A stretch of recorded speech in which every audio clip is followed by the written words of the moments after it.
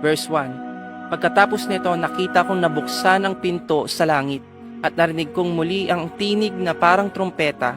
Sinabi niya, umakyat ka rito at ipapakita ko sa iyo ang mga mangyayari sa hinaharap. After kausapin ng Panginoon ang 7 iglesia sa Asya sa pamamagitan ni Juan, ang kasunod na pangyayari ay patungkol na sa langit.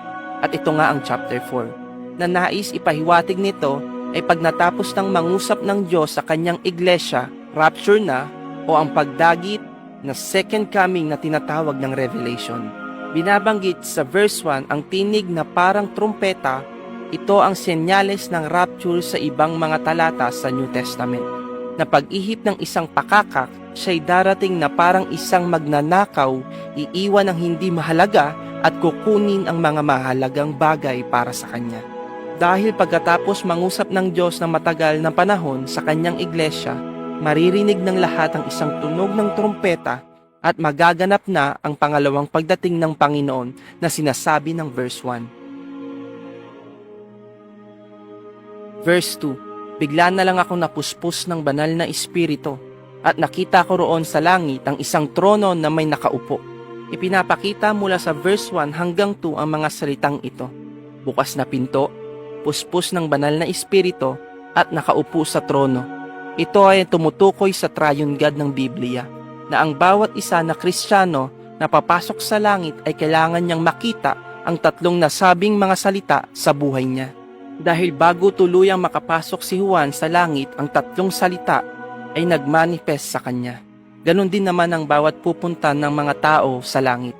Kailangan makita ito sa buhay nila at magmanifest sa kanilang buhay. Pero ano nga bang ibig sabihin ng 3 salitang iyon sa isang tao na papasok sa langit?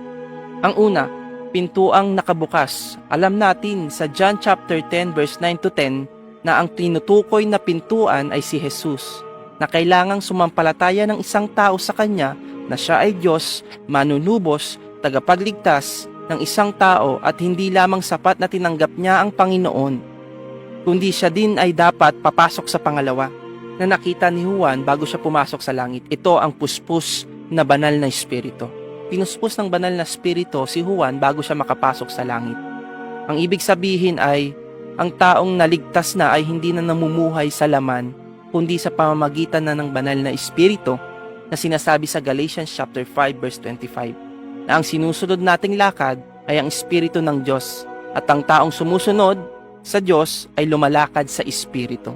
Ang pangatlo, nakaupo sa trono o ang ibig sabihin ay ang kalooban ng Ama na nasa langit. Kung sino mang namumuhay sa espiritu ay siya yung nakakasunod sa kalooban ng Ama. Dahil ang sinasabi ng Matthew chapter 7 verse 21, ang mga sumusunod lamang sa kalooban ng Ama ang makapapasok sa kanyang kaharian na ang ibig sabihin ay ang langit.